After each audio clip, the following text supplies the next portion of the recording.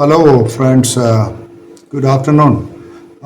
ഇന്ന് ഞാൻ നിഫ്റ്റി രാവിലെ പറഞ്ഞ ലെവൽസ് ഇപ്പോൾ ചെയ്യുന്നത് 24,820 ആണ്. ഞാൻ പറഞ്ഞ levels it was somewhere around 24,800 ഞാൻ രാവിലെ പറഞ്ഞത്. It is doing somewhere around 24,900 വരെ അത് പോവും, മാക്സിമം പോയിട്ടുണ്ടെങ്കിലാവും. പക്ഷേ ഇന്ന് 24,800 കാണുന്നിപ്പം. ഇനിയിപ്പോൾ ഒരു 1 hour ഉള്ളത്. 1 hourനുള്ളിൽ നിഫ്റ്റി മൂവ് ചെയ്യുമോ എന്നുള്ള കാര്യം വലിയൊരു എക്സ്പെക്റ്റേഷൻ എനിക്കില്ല. പിന്നെ എനിക്ക് നിങ്ങളോട് ഞാൻ ഇന്നലെ കുറച്ച് സ്റ്റോക്സുകളെ കുറിച്ച് 2 ദിവസം പറഞ്ഞിരുന്നു. ഒരു സ്റ്റോക്ക് ഞാൻ പറഞ്ഞത് വി-ഗാർഡായിരുന്നു. വി-ഗാർഡ് ഞാൻ പറഞ്ഞു അതൊരു കറക്ഷൻ ചെയ്യും വി-ഗാർഡ്. ഇന്നിപ്പോൾ വി-ഗാർഡ് ചെയ്യുന്നത് 470 ചെയ്യുന്നത്. ഞാൻ പറയുമ്പോൾ ഇറ്റ് വാസ് സംവെയർ അറൗണ്ട് 570 അടുത്തായിരുന്നു. ഓൾമോസ്റ്റ് സ്റ്റോക്ക് 100 രൂപ 2 ദിവസം കൊണ്ട് കറക്റ്റ് ചെയ്ത് കഴിഞ്ഞു. എന്താണ് ഈ സ്റ്റോക്ക് ഇങ്ങനെ ഫോളോ ചെയ്യുന്നത്? എനിക്കത് ഞാൻ അന്നേ പറഞ്ഞത് ഇതിൻ്റെ കമ്പനി ഹൈലി വാല്യൂഡ് ആണ്. സോ എനിക്കൊന്ന് ഈ ഫോളോ ഓൾമോസ്റ്റ് 440 വരെ വരാൻ സാധ്യതയുണ്ടെന്ന് എനിക്ക് തോന്നുന്നത്, അതിൻ്റെ താഴത്തേക്ക് വി-ഗാർഡിൻ്റെ. സോ വി-ഗാർഡ് ഒരു സ്റ്റോക്ക് ഞാൻ പറഞ്ഞത്. അതുപോലെ ACC ഞാൻ ഇന്നലെ പറഞ്ഞൊരു സ്റ്റോക്കായിരുന്നു. ACC കറക്ഷനിലൊക്കെ ആകാൻ വരുന്നൊരു സ്റ്റോക്ക് തന്നെയാണ്. ബാറ്റ ഓൾസോ ഞാൻ ഇന്നലെ എൻ്റെ വീഡിയോയിൽ പറഞ്ഞു. ബാറ്റ ഓൾസോ ക്ലൈംഡ് 50 രൂപ കയറി വന്നു ബാറ്റ.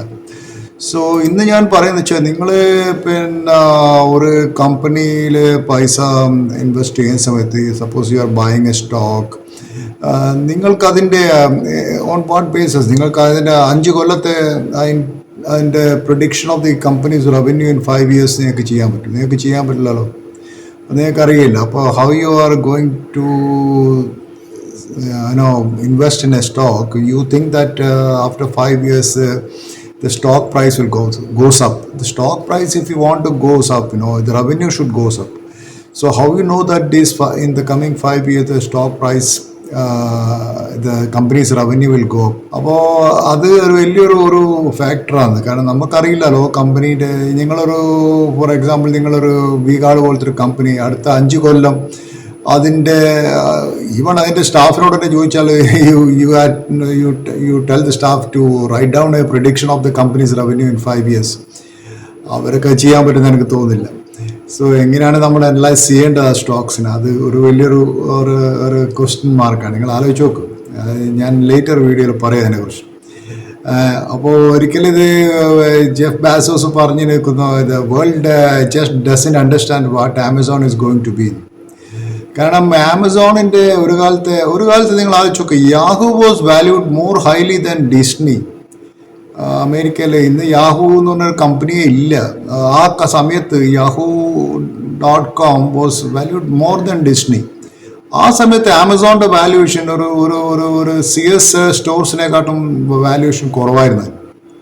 സോ ഇന്ന് ആമസോണിൻ്റെ വാല്യൂഷനും യാഹൂള്ള കമ്പനിയിലെ വ്യത്യാസം നിങ്ങൾ നോക്കുക, ഈ .com കമ്പനീസ്. സോ അതാണ് ഈ ജെഫ് ബാസോസ് അയാളിപ്പോൾ പറയുന്ന പോലെ some of the investment will pay off, others will not. അത് ഈ സ്റ്റോക്ക് മാർക്കറ്റ് ഇൻവെസ്റ്റിങ്ങിലും അങ്ങനെ തന്നെ. ചില ഇൻവെസ്റ്റ്മെൻറ്റ് നിങ്ങൾക്ക് നല്ല റിട്ടേൺസ് തരും, ചില ഇൻവെസ്റ്റ്മെൻറ്റ് നിങ്ങൾക്ക് റിട്ടേൺസ് തന്നില്ല തരും. ഇത് നമ്മൾ famous Indian big bull Rakesh Jhunjhunwala ഒരിക്കൽ പറഞ്ഞിരുന്നു. അയാൾക്ക് ഏറ്റവും കൂടുതൽ റിട്ടേൺസ് അയാൾ പൈസ ഉണ്ടാക്കി 2 കമ്പനി, ലൂപ്പിനും ടൈറ്റാനിനാണ് അയാൾ പൈസ ഉണ്ടാക്കിയത്. മറ്റുള്ള കുറേ കമ്പനികൾ അയാൾക്ക് നഷ്ടത്തിൽ തന്നെ കൊടുക്കേണ്ടത്. കാരണം ആ 2 കമ്പനിയിൽ ടൈറ്റാനിലും ലൂപ്പിനും he made a hell of a lot of money. So അതായിരുന്നു അയാൾക്ക് ഉണ്ടായത്. അത് തന്നെയാണ് ഈ ജെഫ് ബാസോസ് പറഞ്ഞത്. Some of the investment will pay off, others will not. So ഒരു കമ്പനീൻ്റെ basic fundamental measures of success എന്ന് പറയുന്നത് how it is going to create wealth for its shareholders over a long period of ടൈമാണ്. അതിൽ ഞാനൊരു കമ്പനി, നല്ലൊരു കമ്പനി ഇന്ത്യയിൽ കണ്ട ഇതാണ് Kalyan Jewellers. It has created A lot of wealth for the investors. കഴിഞ്ഞ ഒരു കൊല്ലം മുമ്പ് 2-3 കൊല്ലം മുമ്പ് ആ കല്യാൺ ജ്വല്ലേഴ്സിൻ്റെ ഇൻവെസ്റ്റ് ചെയ്ത കൂട്ടർക്ക് ഇന്ന് എത്ര % റിട്ടേൺസ് ആ കമ്പനി റിട്ടേൺസ് കൊടുത്തു. അങ്ങനെയുള്ള കമ്പനീസിനെ കണ്ടെത്തിയിട്ട് പൈസ ഇൻവെസ്റ്റ് ചെയ്യണം. പക്ഷെ അന്ന് ഈ ലിസ്റ്റ് ചെയ്ത സമയത്ത് 150-200 രൂപേൻ്റെ സമയത്ത് സ്റ്റോക്ക് ട്രേഡ് ചെയ്യുന്ന സമയത്ത് നോബഡി വാസ് ടേക്ക് അത് സീരിയസ് ആയി എടുത്തിട്ടില്ല അതിനൊരു ബെറ്റ് ചെയ്യാനൊക്കെ. എത്ര ടൈംസ് ഇന്നിപ്പോൾ കല്യാൺ ജ്വല്ലേഴ്സിൻ്റെ വാല്യൂഷൻ എത്ര കൂടിയെന്നറിയോ? അതാണ് അതിൻ്റെ ശരിക്കുള്ള ഒരു വാല്യൂഷൻ റിട്ടേൺസ് ഇൻവെസ്റ്റേഴ്സിന് കൊടുക്കുന്നത്. അതിലാണ് ഞാൻ ആ കല്യാൺ ജ്വല്ലേഴ്സിനെ അപ്രീഷിയേറ്റ് ചെയ്യുന്നത്. Such A Kerala base small company അത് ഇത്ര നല്ലൊരു റിട്ടേൺസ് കൊടുത്തിട്ടുണ്ട്. ഗുഡ് റിട്ടേൺസാണ് കൊടുത്തിട്ടുള്ളത്. അതുപോലെ വേറൊരു കാര്യം, എനിക്ക് ടാറ്റ മോട്ടോഴ്സിൻ്റെ ഒരു വീഡിയോ കഴിഞ്ഞ ഒരാഴ്ച മുമ്പ് ചെയ്തിരുന്നു. അതിൽ ഞാൻ ഈ പറഞ്ഞ പ്രധാന കാരണം ഈ ചാർജിങ് സ്റ്റേഷൻസിൻ്റെ പ്രോബ്ലംസാണ്. നമുക്ക് ഈ ഡെയിലി ഇഫ് യു കമ്മ്യൂട്ട് ഒരു 100 കിലോമീറ്റർ കമ്മ്യൂട്ട് ചെയ്യുന്ന കൂട്ടർക്ക് ചാർജ് ചെയ്യേണ്ട സ്റ്റേഷൻസ് ഉണ്ടാവും. പക്ഷേ നിങ്ങളൊരു 1000 കിലോമീറ്റർ ഓടിച്ച് പോകുമ്പോൾ ചാർജിങ് സ്റ്റേഷൻസ് ഇല്ല. പക്ഷെ ഇന്ന് ഞാൻ വായിച്ചു ടാറ്റ മോട്ടോഴ്സ് പറയുന്നത് വെച്ചാൽ അത് ഒരു ടൈപ്പ് ചെയ്തിട്ടുണ്ട്. ഒരു ഡെൽറ്റ ഇലക്ട്രോണിക്സ് ഇന്ത്യ, പിന്നെ Thunder Plus Solutions to set up charging infrastructure for the range of electronic commercial vehicles എന്നാണ് പറയുന്നത്. അതെന്ന് വെച്ചാൽ ഇറ്റ് ഈസ് ലൊക്കേറ്റഡ്, അത് കാണുന്നത് അതിൻ്റെ problem is located mainly in 50 സിറ്റീസിലെ അവരിപ്പോൾ ചെയ്യുന്നുള്ളൂ. ഈ ഡൽഹി, മുംബൈ, കേരളത്തിലാകെ കൊച്ചിയിലേ കാണുന്നുള്ളൂ. അപ്പോൾ ഈ delta electronics will supply the necessary hardwares and thunder Plus solutions will install and operate എന്നാണ് പറയുന്നത്. സോ അങ്ങനെയാണ് ഈ വി കാർസ് വരുന്നല്ലോ, കേവ് എന്ന് പറഞ്ഞത്. ആ സമയത്ത് ഈ ചാർജിങ് സ്റ്റേഷൻസ് ഇല്ലെങ്കിൽ വലിയൊരു ബുദ്ധിമുട്ടായിരിക്കും. പിന്നെ ഈ ഫെഡ് റേറ്റ് കട്ട്സിനെ കുറിച്ച് ഞാൻ 2 ദിവസം പറയുന്നത്, അത് ഗോൾഡ് പ്രൈസിൽ വല്ലാണ്ട് ഇൻഫ്ലുവൻസ് ചെയ്യുന്നുണ്ട്. കാരണം കറൻസിയും ഗോൾഡും വളരെ റിലേറ്റഡ് ആണ്. കറൻസിൻ്റെ പ്രൈസ് എന്ന് കുറയുന്നു, അന്ന് ഗോൾഡിൻ്റെ പ്രൈസ് കൂടിക്കൊണ്ടിരിക്കും. സോ ഇന്നിപ്പം ഗോൾഡിൻ്റെ പ്രൈസ് റെക്കോർഡ് ഹൈയിലുള്ളത്, അത് ഞാൻ ഓൾറെഡി പറഞ്ഞു കഴിഞ്ഞാൽ. പിന്നെ ഒരു സ്റ്റോക്ക് ഞാൻ പറയുന്നത് IRCTC എന്തുകൊണ്ട് ഈ സ്റ്റോക്ക് ചെയ്യുന്നില്ല? കാരണം വെച്ചാൽ അതിൽ ഏർണിങ്സ് വളരെ ഒരു എക്സൈറ്റിംഗ് ഏർണിങ്സ് അല്ല. It's okay, but it is not giving an good earnings. So അവർ റെയിൽവേ കാറ്ററിംഗിൻ്റെ revenue grows driven by catering and rail Neer എന്നുള്ള വാട്ടർ സപ്ലൈ ചെയ്യുന്ന ബോട്ടിൽ വാട്ടർ സപ്ലൈ ചെയ്യുന്ന അതിലകത്ത് അവർ മെയിൻലി പ്രോഫിറ്റ് വരുന്നതാണ്. പിന്നെ അവർക്ക് സ്റ്റേബിൾ മാർജിനാണ്, മോണോപ്പൊളി ബിസിനസ്സാണ്. But still stock is not giving much returns, അത്രയൊന്നും കൊടുക്കുന്നില്ല. കാരണം ഇപ്പോൾ ഈ IRCTCൻ്റെ ഇഫ് യു ടേക്ക് IRCTC ഞാൻ ഇപ്പോൾ കാണുന്നത് 960-900 ലെവലാണ് ചെയ്യുന്നത്. So I think the IRCTC the right price is 560. സോ 560 സംവെയർ അറൗണ്ട് 560 IRCTC എനിക്കൊന്ന് ബൈ ചെയ്യാൻ എനിക്കൊന്നു. അതുവരെ IRCTC it doesn't go up. I don't think അതിന് IRCTC വലിയൊരു റിട്ടേൺസ് കിട്ടുന്നുള്ളൂ. ഈ വന്ദേ ഭാരത് എക്സ്പ്രസ് ഇതൊക്കെ വന്നിട്ട് അവർ ഫുഡൊക്കെ അവർ സപ്ലൈ ചെയ്തിട്ടും IRCTCൻ്റെ സ്റ്റോക്സ് ഇസ് നോട്ട് ക്ലൈംഡ്. അതാണ് ഞാൻ ആലോചിക്കുന്നത്. സോ അതൊരു ഒരു സ്റ്റഡി ഏർണിംഗ് ഗ്രോത്ത് കാണിക്കുന്നുണ്ട്, but it is very slow. There is no big stock upside. അതാണ് അതിൻ്റെ ഒരു വലിയ പ്രയാസം. പിന്നെ വേറൊരു റിയൽ എസ്റ്റേറ്റ് ബിൽഡർ, ഇന്ത്യയിലെ വലിയ റിയൽ എസ്റ്റേറ്റ് ബിൽഡറാണ്, എല്ലാവർക്കും അറിയാം, ഹിരാനന്ദാനി. അത് ഹിരാനന്ദാനി ഇന്ന് ജോയിൻറ്റ് വെഞ്ചർ ഒരു ബ്ലാക്ക് സ്റ്റോൺ എന്ന് പറഞ്ഞ US കമ്പനിയായിട്ട് ഒരു 4500 കോടി റുപ്യേൻ്റെ ഇൻവെസ്റ്റ്മെൻറ്റ് ചെയ്തിട്ടുണ്ട്. അത് എന്താ ചെയ്യുന്നത് വെച്ചാൽ ഇൻഡസ്ട്രിയൽ ആൻഡ് ലോജിസ്റ്റിക്സ് പാർക്സ് ഉണ്ടാക്കാനായിട്ട് ഒരു ജോയിൻറ്റ് വെഞ്ചർ ചെയ്തിട്ടുള്ളത്. അതൊരു 50-50 ജോയിൻറ്റ് വെഞ്ചറാണ് അത് ചെയ്തിട്ടുള്ളത്. മെയിൻലി ഈ ചെന്നൈയിൽ, സൗത്ത് വെസ്റ്റ് ചെന്നൈയിലുള്ള ഈ ഓട്ടോമോട്ടീവ് ഉണ്ടാക്കുന്ന സ്ഥലങ്ങൾ, ഓട്ടോമോട്ടീവ് ആക്സലറേഷൻ ഉണ്ടാക്കുന്ന സ്ഥലങ്ങളിൽ അവിടെയാണല്ലോ റിനോൾട്ട്, നിസാൻ ഇങ്ങനെയുള്ള ഓട്ടോമോട്ടീവ് പാർട്സ് ഉണ്ടാക്കുന്ന, അപ്പോളോ ടയർസ് ഇതൊക്കെ ഉണ്ടാക്കുന്ന. അതിൻ്റെ അടുത്തായിട്ട് അവരൊരു വലിയൊരു ഇൻഡസ്ട്രിയൽ ടൗൺഷിപ്സിന് ഉണ്ടാക്കുന്നത്, ലോജിസ്റ്റിക്സ് സെൻറ്റർ.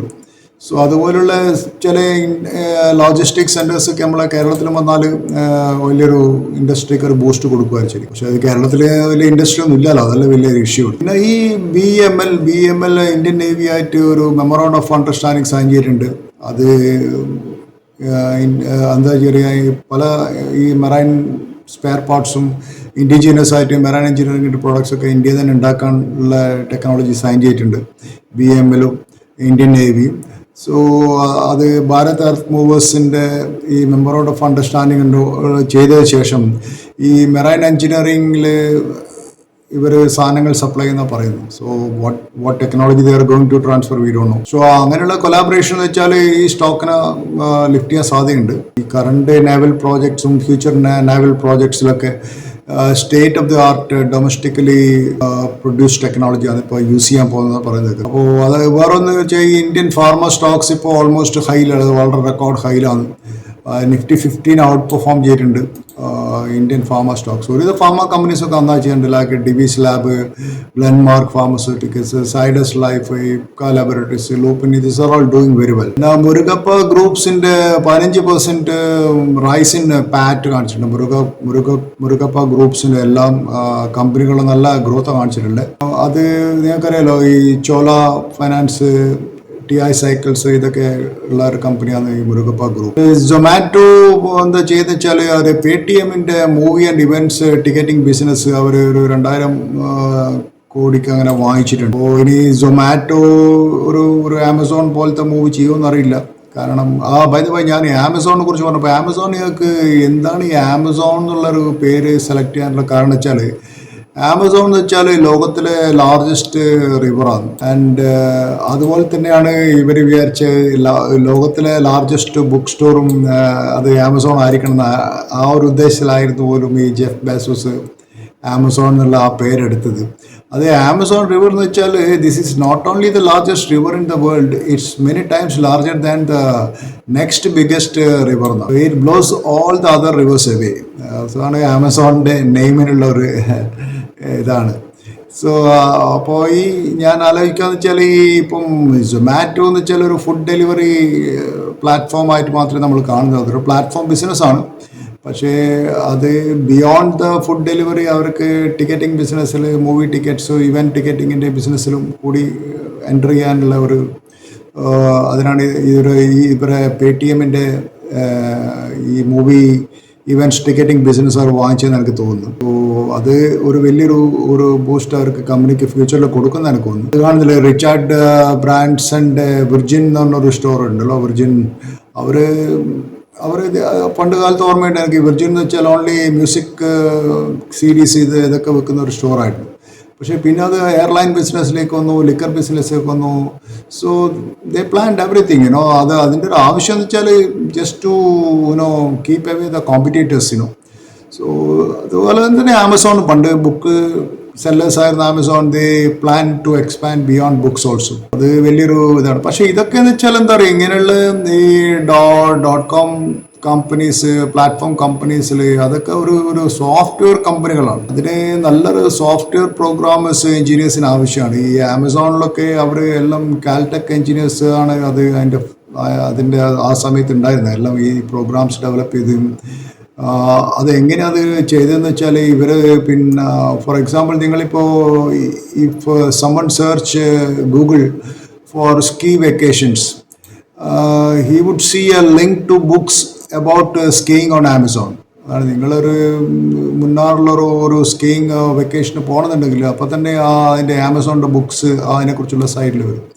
അങ്ങനെയുള്ളൊരു പ്രോഗ്രാമിങ് നല്ലൊരു ഈ IT software developers, computer scientist, ഇവരൊക്കെയാണ് ആമസോണിൻ്റെ വലിയൊരു ബാക്ക് ബോൺ.